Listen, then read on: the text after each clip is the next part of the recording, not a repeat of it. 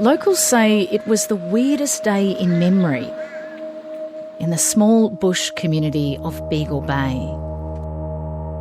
The quiet Friday morning when an exhausted group of foreigners emerged from the bush, looking for water and looking for directions to Sydney. We just had some visitors come on the boat. I'm not sure what boat is, but I just only heard this morning. The ABC was tipped off by a resident and arrived before the federal authorities. 2 local police officers managing the situation as best they could. Staff from the local Aboriginal health clinic bandaged wounds and supplied cold water as the men contemplated their fate in the 40-degree heat. Community Chairman Henry Augustine was one of the first on the scene. I think they look lost and pretty worried. I could see that. And not knowing what might happen to them.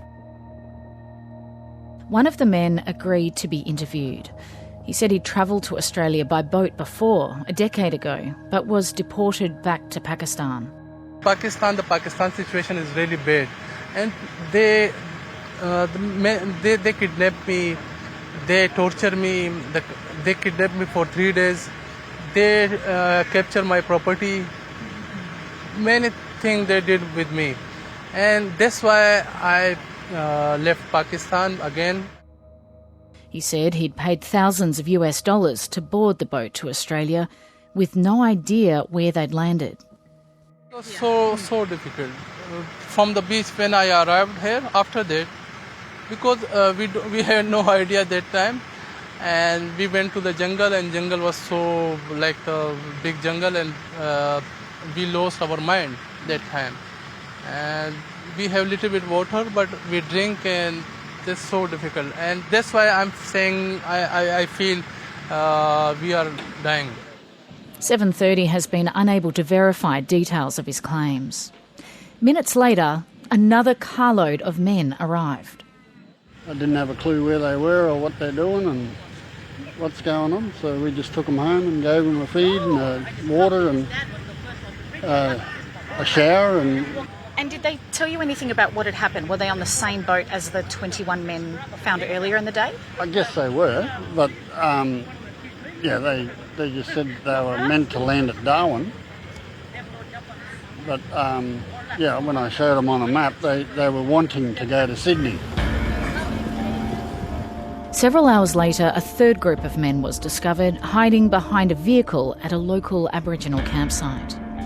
Over the next 24 hours, the group of almost 40 men was shuffled between locations, taken first to a local primary school classroom, then bussed 300 kilometres away to the Curtin airbase, from where they were whisked away the same way they arrived, in secret in the middle of the night.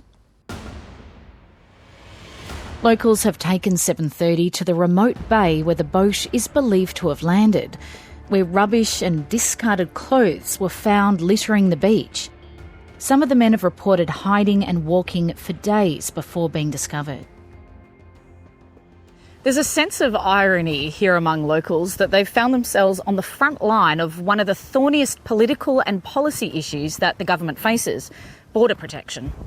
The small Aboriginal communities around here are about as far away from Canberra as you can get.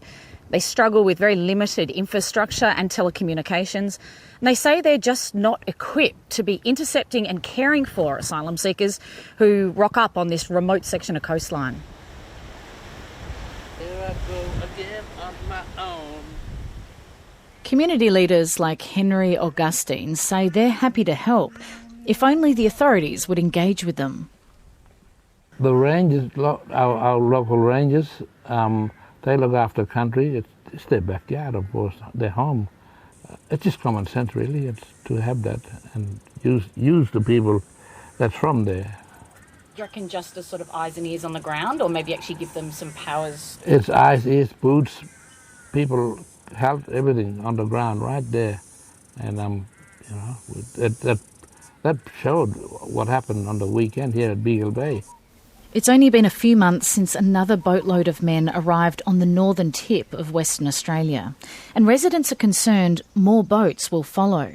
Of course, boats will come. They're not going to stop. And I think more needs to be done than what's currently happening in terms of security and care for coast.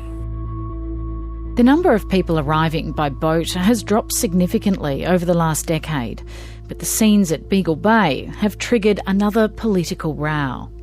The people smugglers sniff a weak leader, and that's exactly what has happened here. We have clear positions in place, we'll continue to do so. In a statement, the Australian Border Force said it does collaborate with Western Australian communities and has recently established a new Kimberley Marine Park patrol program, which has increased monitoring and response capabilities. Defence and security analyst John Coyne says both parties are walking a delicate line. He's told 7:30 the hardline messaging of Operation Sovereign Borders is the only realistic way to drive down the people smuggling trade. Ultimately, when someone goes to hop on a boat to be smuggled into Australia, they're making a risk assessment. First off, is the risk of the travel worthwhile? Secondly, is, if I pay my money, if I make it to Australia, will I be able to stay there? So coverage of that return becomes really, really important. He says globally, the number of people trying to relocate countries is increasing. Because there are going to be continuously increasing number of people who will seek refuge or want to seek refuge in Australia for personal security reasons, for economic opportunities. That number is going to be expanded not just by conflict but by climate change. And as a result of that, we're going to have to keep on engaging on the issue of our border security. Nice looking community. For now, life has returned to normal in Beagle Bay. The main feeling around town? Pride in the kindness shown to the unexpected arrivals. I think they're pretty stoked with our mob here in Beagle Bay in terms of looking after people and treat them as human beings. Just a human thing to do, and it's normal. Anybody would do that, really.